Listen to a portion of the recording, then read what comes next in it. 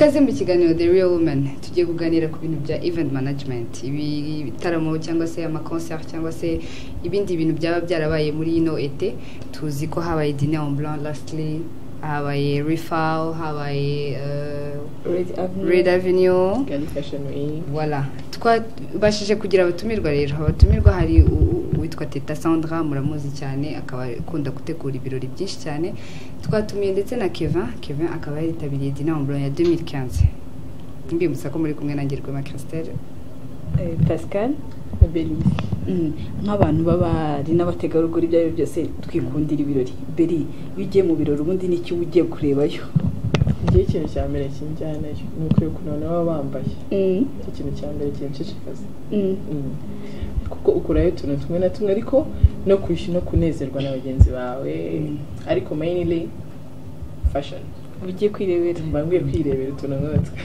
Kemba ngiye guhavinga fan that's it kumva ko ndi kumwe n'abantu nishimiye tukaryoshya ugiye guhavinga fan ariko kureba ibyo myanda ndasinye mbiti ndaho cyane genda Nise guhavinga fani kuri we Christelle we ntabwo tubwiye no suri kutubwira iki wewe ugenda ugiye gukora iki Pascal ngiye mu birori rero kuno ndi bon appétit akenshi ibiryo turi mu birori mu birori undi kijya mu nda nicyo ngiye kureba ibindi kabisa nta biryo bihari ndabyitwaza okay ibyo birabaye tuba tuzategura igitaramo hanyuma tukazana hari n'icyabaye ariko restaurant week cyarabaye cyo gutestinga gusa ukajya muri nk'icyo niko tutakigiye ibyo sinabimenye ariko umwaka utaha ndababera ambassadrice ibyo byabaye ryari ibyabaye kwa gatanu ibintu nk'ibyo ahubwo urumva ko Belize ni ujya mu birori cyane abazi n'ibyo gufungura ibyo kwambara tu aravana bose baradekora kandi nabwiye ko ndeba ibintu nk'ibyo okay rero nkuko turi mu kiganiro The Real Women Show dufite umutumirwa reka dutangire na Teta Sandra atubwira ubundi event management ni iki ushobora gutegura ibirori byo mu rugo ni anniversaire gatoya ko muri famille ariko hari n'ibirori binini bisa nkaho bihuruza abantu bibamwe amafaranga menshi rero turaganira tubwire ubundi ni passion y'umuntu kuko twicaye hano kugira ngo ibyo byose twereke abantu ko hari stage ushobora kujyaho y'ubuzima kubera ikintu nakushaka gukora rero ngushobora no gutegura ibirori bikagutunga ugatera imbere kandi ugashimisha famille ugashimisha abanyarwanda ugashimisha abanyamideli nka ba Belize ibintu nk'ibyo twese tukanezerwa rero mukomeze mudukurikire Thank you, far too kind. Yeah, ready? Let's go. Can I get an encore? Do you want more? Cook and roll with the Brooklyn boys. So for one last time, I need y'all to roll. Yeah. Now what the hell are you waiting for? Nk'uko uyu munsi twabasezeranyije ko turi buganire ku bijyanye na event management cyangwa gutegura ibirori twakiriye Teta Sandra. Nakoze. Uriwe neza? Yego niriwe. Namahoro. Yego namahoro. Teta ubundi mbere yuko tubwira abanyarwanda ubundi gutegura ibirori bisaba iki tukuzi cyane mu bijyanye no gutegura ibirori. Ese ni passion aba ari ibintu umuntu yize ibyo bintu bituruka hehe?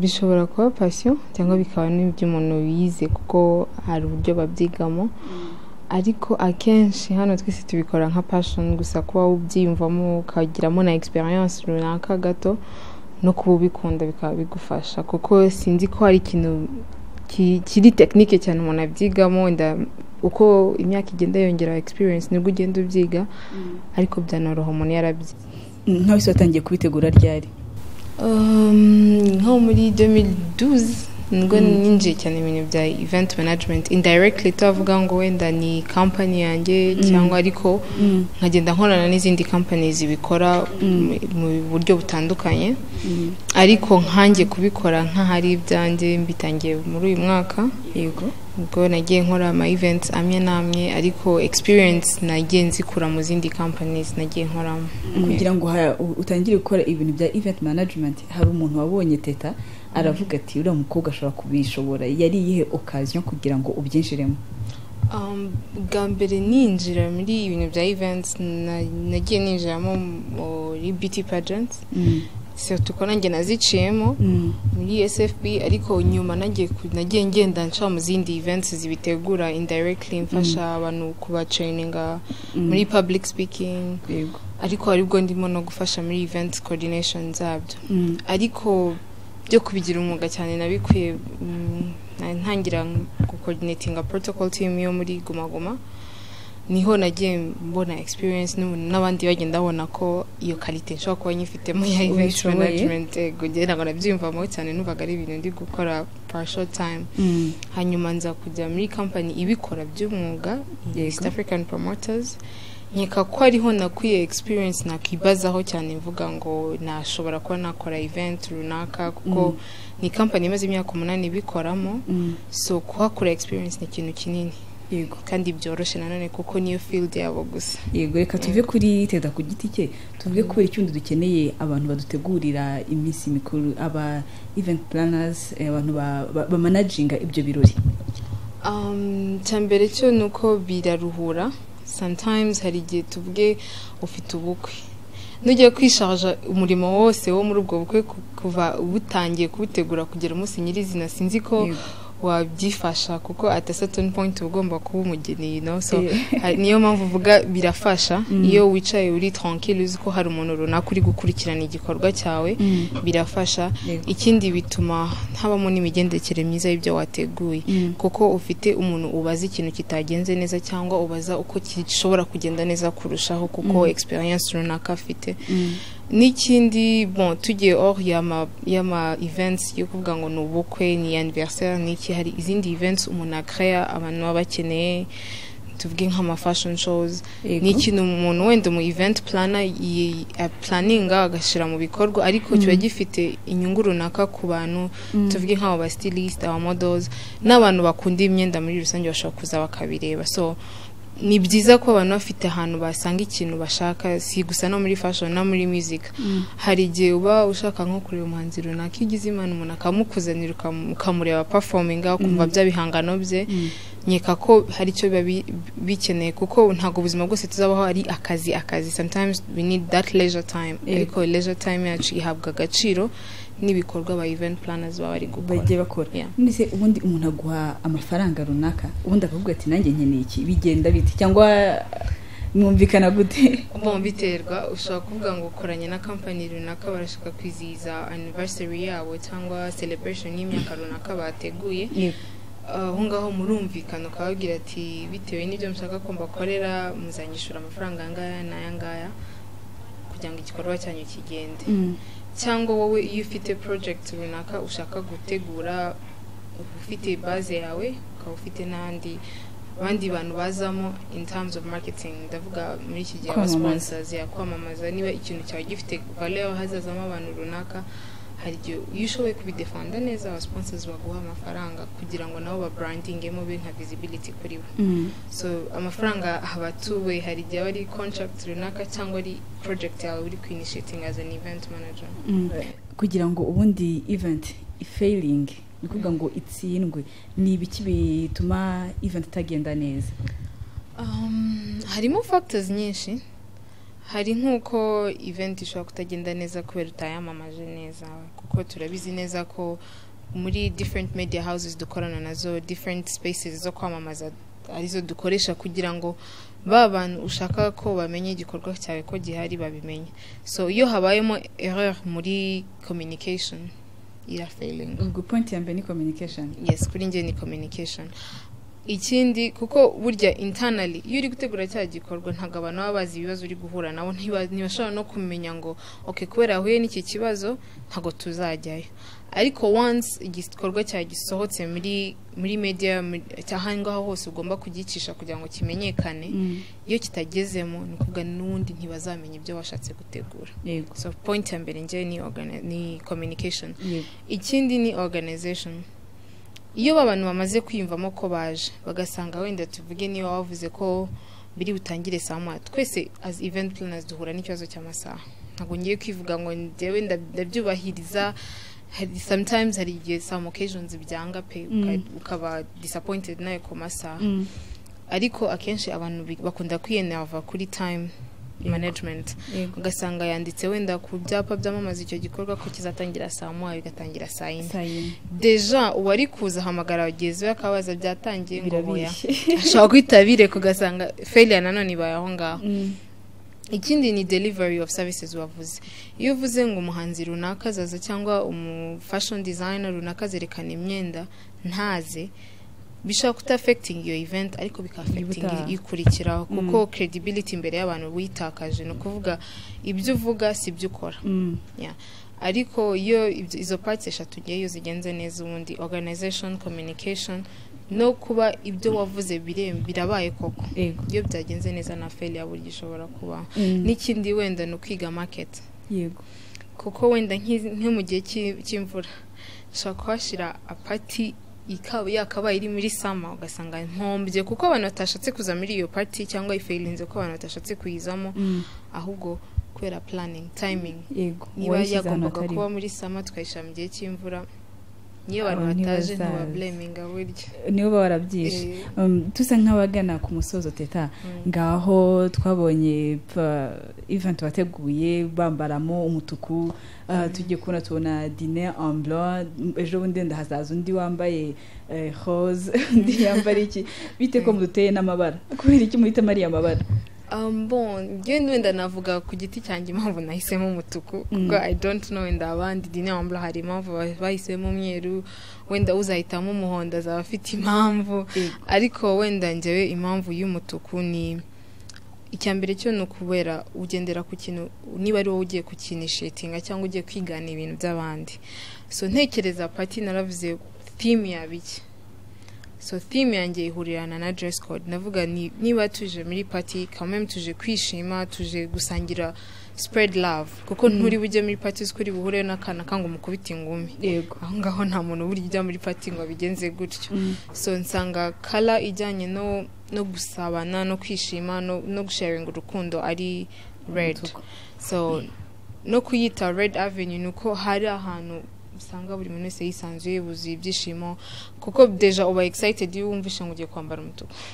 Sometimes iba na challenge cyane ku bahungu kuko icyo gihe barambazaga guse ngo tuzambara iki ariko finally nyuma barishimye kuko yarirebaga agasanga yambaye umutuku hano tukabona birashimisha ntabwo ari binakora buri munsi. So kuri njyewe theme yari go creating an environment abantu baza bakishima bagasangira ibitekerezo in a happy mood. Iru sanga nyuma ya Red Avenue nyuma ya Rwanda Fashion International Week in a world. What is next? A lot is in progress. Nifuza ko byaba surprise ariko of course as an event manager ibintu ama idea abahari cyo twabategura nuko Red Avenue igiye kugaruka bigger and stronger with different ideas noneho bashanje bahishe. Yego sana urakoze cyane. Urakoze nani.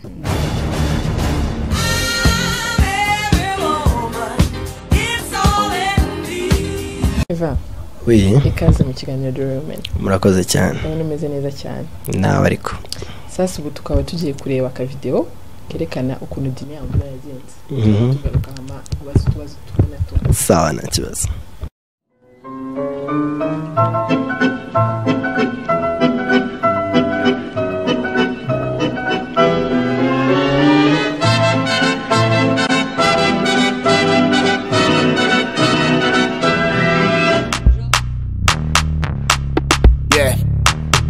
It's off for the money back on my way.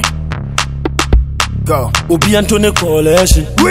Obi Antone Coalition. Yapi Obi Antone Coalition. What else? Kode. Obi Antone Coalition. Obi Antone Coalition. Obi Antone Coalition. Kode. Memma woni pe bi embu abonfia. Ahopo pro mo ye nyina bo huntia. Oye wo time for jano manimvia. Yambu amu amunsi na bumpia. Se upe mu anyo menyina edi. Nana nyameni ya wakano ne bebe mo. Se uma usaswa bipo nyine tutu. So my party don't lose God, can't walk on my door, yeah. Everybody singing hallelujah, hallelujah. Everybody singing hallelujah. Hallelujah, make we sing, oh yeah, yeah. I say make we sing, oh yeah, oh yeah, Namu fisa meshiase. The choir masamba. The official beginning of Dîner en Blanc 2015 Kigali Rwanda. DJ Africano, let go.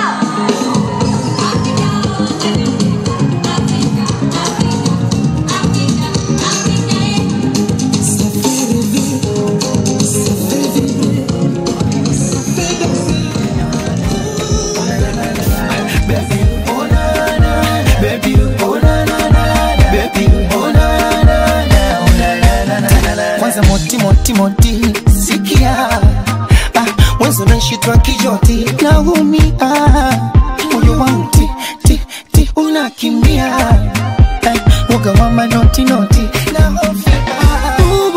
sasa chini ya chakanani unatumia sana unihani utaniumiza na nitachekwa mitani utalia mama wengine tena sina po baby, oh na na, baby, oh na na na, baby, oh na na na, oh na na na, baby, oh na na, baby, oh na na. Ndabikunze cyane ibintu mbonye. Byari byiza byari. Wowe rero nk'umuntu wari uhari present ndashaka umbwire ukuntu byari bimeze. Turatangirira hese ubwo bon ngewe ngiye kukubwira uko byari bimeze. Bitangira byaraho nta wabonaga hari akantu katameze neza ariko byagiye bigenda biryoha uko amasaha yigiraga imbere. Okay, ndashaka kubaza kugira umuntu abashe kugira kubona table cyangwa aparticipe muri Dîner en Blanc kuko abantu benshi batazi na Dîner en Blanc cyari cyo hagataho cyangwa kugira ubashe kujya muri ibyo kirori bisaba iki?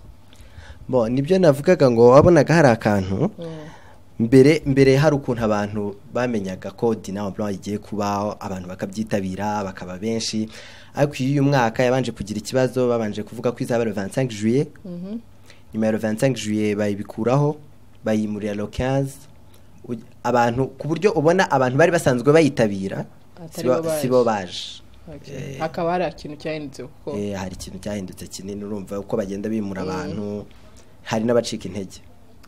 Okay, ikindi kintu nshaka kumenya compared kuko anyway ntago ari event ya mbere wagiye muri uyu mwaka habaye event menshi.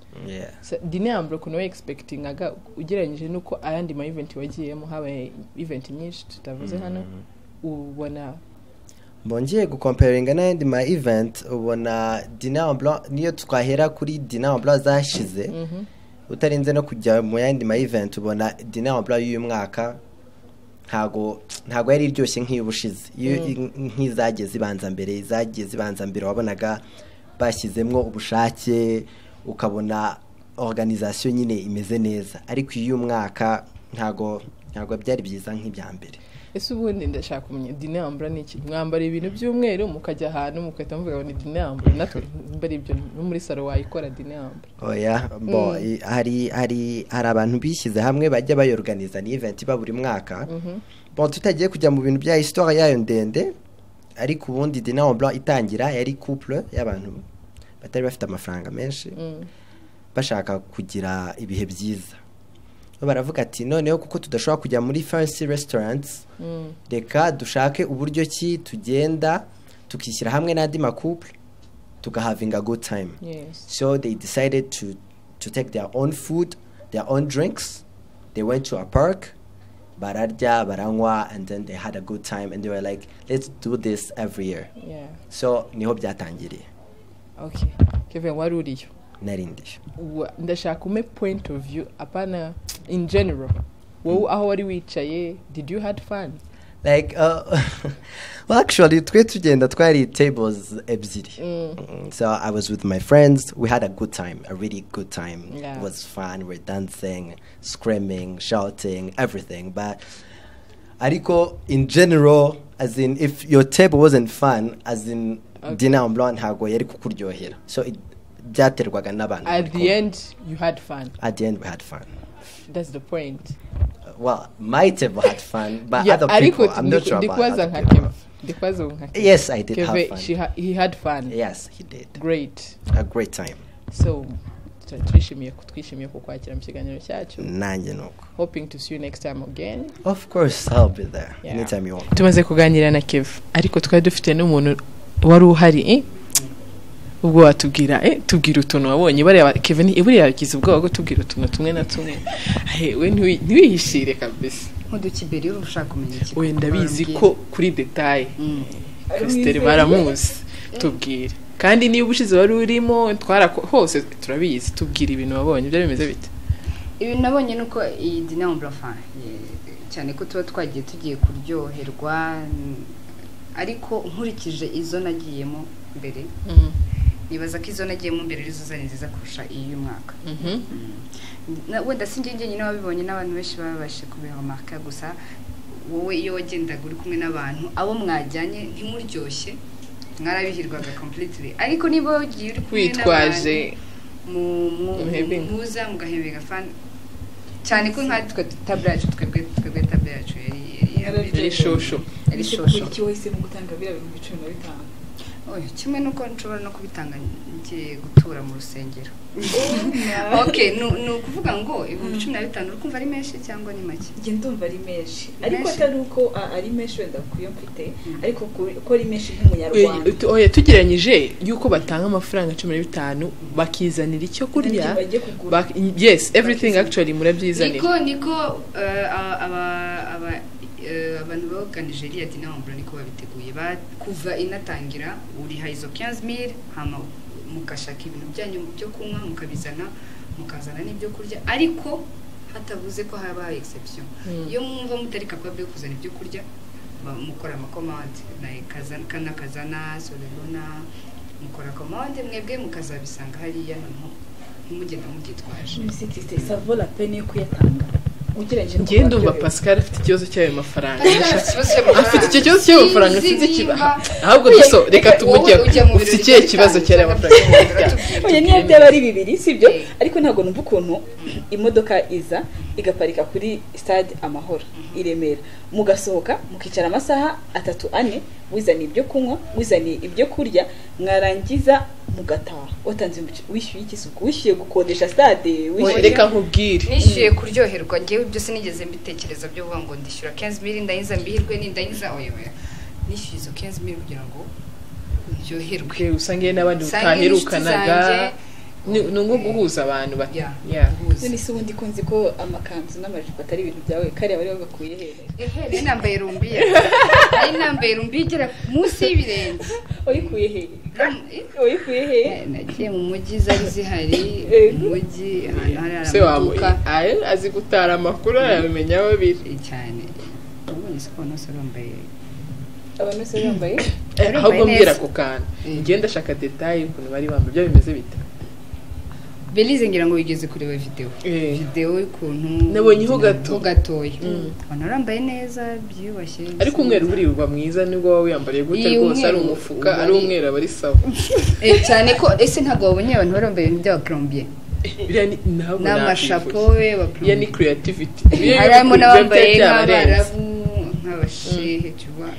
Christe wavuye ngo ntago yari iryoshye cyane tugiye muri detail ubona aho byagiye biferingira ari hehe aho byafilingiye sinzi ukuntu nabivuga ariko ngewe nabivugaga ngo sinavuze wenda ngo yari bishye cyane ariko nanone ntiyari iryoshye cyane nkuko twabitekerezaga urumva ko kundi ugenda uvuga uti ni surprise nituzaho igiye kubera noneho igihe ukiriho uribaza ngo ni surprise aho ugeze ugahita usanga naho tumenyereye yuko ubundi tugera kuri bus points bagata batwiriza mu mabus bakabatwara ahantu mutazi buranaye tukibaza ko bushize yari kuri RDB I guess no RDB yari 2013 ubushize yari Batsinda naravugaga noneho baratujyana Nyamata ubwo nagiye nibaza ngo turajya Nyamata mubona Pastel zirigende tubona Pastel zirigendeye kandi buriya kari aka moment muba muri bus muragakunda cyane kari aka moment ni nako ka mbere buriya kugenda utaza ahantu ugiye ukihotuva mugeze ahantu bagahita bavuga ati nahangaha nibere none se n'icyo wifuza ko ubutaha wenda bakongeramo ubutaha ntibazongera kubikora nk'uko babikoze tukagenda byakomeza biri surprise numva ko gukomeza ari surprise nibyo bintu biryoshye cyane ikindi wenda tukamenya ngo okay ego iratangiye ese irarangiye ntabwo wamenyaga nimba irangiye twahagurutse polisi iza kutubwira musohoke muri stade nuko wenda nkurikije iza mbere nka RDB ntibigeze batubwira ngo muhaguruke iki gusa okay baravuze iratangiye baratora uwambaye neza table yadekoye neza etu hanyuma turabyina turanywa baza kutubwira ngo after iri next muhaguruke tugende dusubire mu mabus tugende twinjira muri bus tujya next hariya rero polisi niyo yaje kutukura mu stade twicaye tugikomeza kwishima twumva polisi ngo mutahe hano ni aha leta mugende kuri bya 15 bya ibaze nawe 15 Pascal nabitinda nta kintu bitwaye ibyo wenda n'utuntu twabayeho challenge bibaho mu event it's okay it was what did urakoze kuduhagararira urakoze no kuryoherwa mwanya wacu rwanjye ubwo hagati twe twamaye 5 nawe 5 mini 5 byo bugogera 50 ko twamayemo 5 ngira tutaye iyo mitwe muzanye ni ntabwo ari imitwe ko niko bimeze urajya mu tutagutamara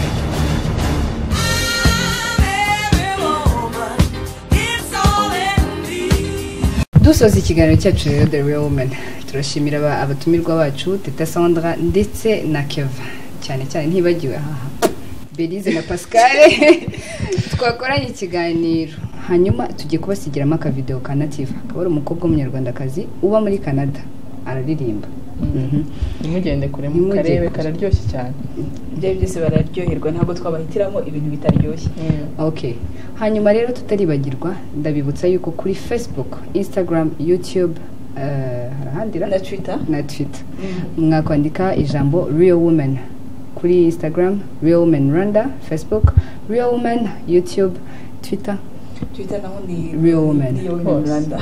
Ibitekerezo byanyu ndetse kuri iyo nimero ya telefone bari bushyireho akenshi mwajya mudushyiraho utuvideo twanyu tukadushiraho nyuma tubisangiza abaturage kantu kari special kandi wakoze no mu cyuma nako kase byose turabyemera na Belize agiye gukora kanya akubusta na Belize nge ni Pascal nanjye Rwema Christelle Belize bye yeah yo dude better have my money you should know me well enough dude better have my money please don't call me on my bluff pay me what you owe me rolling bigger than LeBron dude give me your money who you think you're fronting on like bra Louis 13 and it's all on me I see you just bought a shot kamikaze if you think that you gonna knock me off the top damn your wife in the backseat of my brand new foreign car don't act like you forgot I called the shot like bra pay me what you owe me don't act like you forgot dude better have my money dude better have my money pay me what you owe me dude better have my dude better have my dude better have my money tonight while the whole crowd effing wasted every time I drop I am the only thing you play in a drop that's doing 100 y'all in my rearview mirror racing where you lies like bra Louis 13 and it's all on